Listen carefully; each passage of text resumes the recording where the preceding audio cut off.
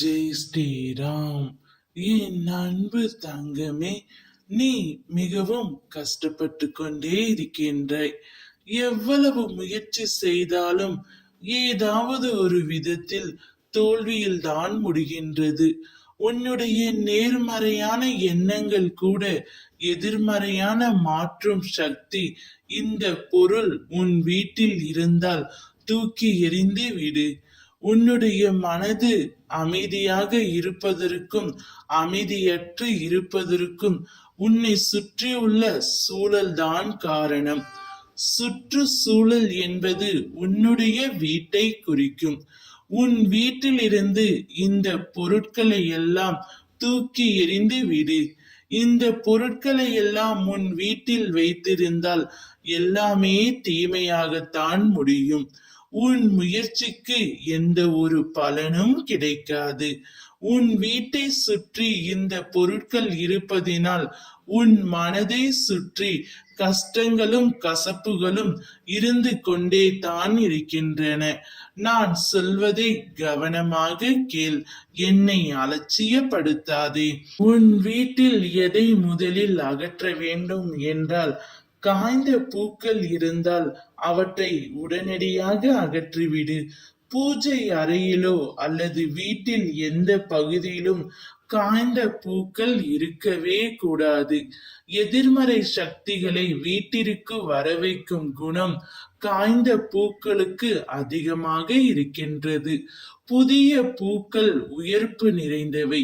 அதுவே நல்ல சக்தி புதிய பூக்களில் மட்டும்தான் இருக்கும். அது காய்ந்து விட்டது என்றால் அதன் உயிர்த்தன்மை போய்விடும். கடவுளுக்கு அர்ப்பணம் செய்த பூக்களாக இருந்தாலும் அவை காய்ந்த உடனே வீட்டில் இருந்து அகற்றிவிட வேண்டும். பிறகு உடைந்த கண்ணாடிகள் வீட்டில் இருக்கவே கூடாது. நில கண்ணாடி என்பது மகாலட்சுமிக்கு அம்சமாகும்.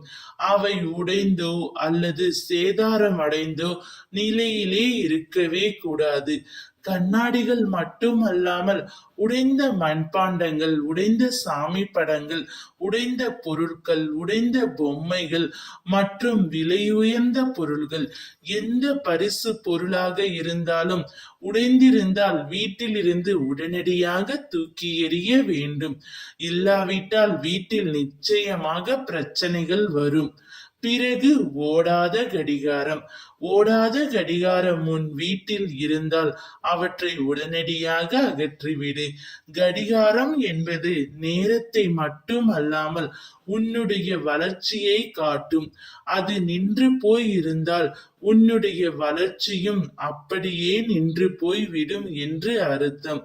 ஓடாத கடிகாரம் வீட்டில் இருந்தால் அது தீய சக்தியே இருக்கும். நேர்மறையான எண்ணத்தை கொடுக்காது, மாறாக எதிர்மறை சூழ்நிலையை இழுத்துவிடும். எனவே ஓடாத கடிகாரம் போல நீயும் உன் வாழ்க்கையில் துவண்டு போய் இருப்பாய். எனவே ஓடாத கடிகாரம் உன் வீட்டில் முதலில் தூக்கி எறிந்து விடு. இவையெல்லாம் உன் வீட்டில் இருந்தால் நல்ல சக்தி குடி இருக்காது தங்கமே, மாறாக தீய சக்தி நிறைந்திருக்கும்.